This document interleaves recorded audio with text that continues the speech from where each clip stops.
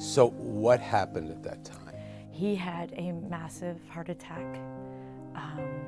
Some plaque had broken off in his artery, and the doctors said he probably had 4 minutes to get help. And in that 4 minutes, some people only have 10 minutes. And what I've learned through this is that 30% of heart attack people die driving themselves to the hospital. And people from the golf course called me afterwards to say, because I imagine him at the driving range just pounding balls, you know, he was healthy. They weren't watching him for anything. He didn't have high blood pressure. His cholesterol was 170. They weren't watching anything. He wasn't on any medication. How does this happen? And so for a good week, I was calling the doctor every day. Why wasn't he on something? Because no sane doctor would put him on anything because there was no reason for any of this. So the people from the golf course had called and said, no, he came back with a cart. He had a pull cart, and he said he didn't feel well. And he said he loaded the cart in the car, loaded his golf clubs in the car, and then drove away. And in that time, and the reason why I'm even telling you this is because in that time, had he just stayed at the golf course and had called 911, then the ambulance would have arrived, and they've got the equipment there to help save people. But instead, he chose to pack everything in the car and drive, and he was probably 3-4 minutes. So even if he had 10 minutes, he was there was no one there to help him at that point. So. This is hard for me to ask, but how often do you relive that? A lot.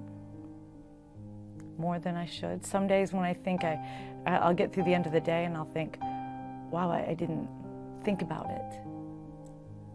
Some of it's a little PTSD a little bit, especially from that point forward, because my life became very surreal. Never did I think that saying goodbye to him as he was going to golf would be the last time I talked to him. And I think if this could just get one person to be, well, I have an unusual, and that's what he said, it's different indigestion. And that was his exact, I remember it, thinking, well, how can it be different? Indigestion's indigestion. And a doctor would much rather tell you you have, a gas problem than a heart attack.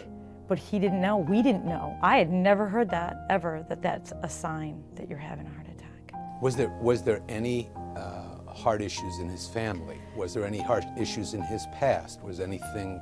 There was nothing they were watching. And so no signal had been missed? And he had done all the tests. He'd done some calcium tests, some ultrasound of the heart.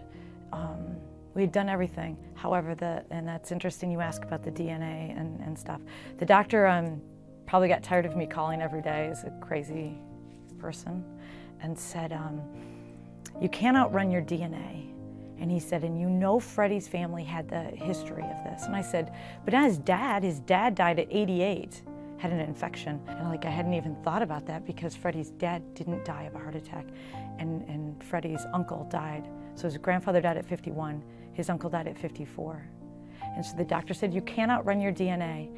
And because of Freddie's healthy lifestyle and healthy eating and working out every day, it extended his life a good 10 to 16 years. And in that amount of time, he, watched his kids grow up and graduate and have grandkids. We watched the city of Cleveland celebrate a championship. I mean, that was, in that 16 years, I think how important that was.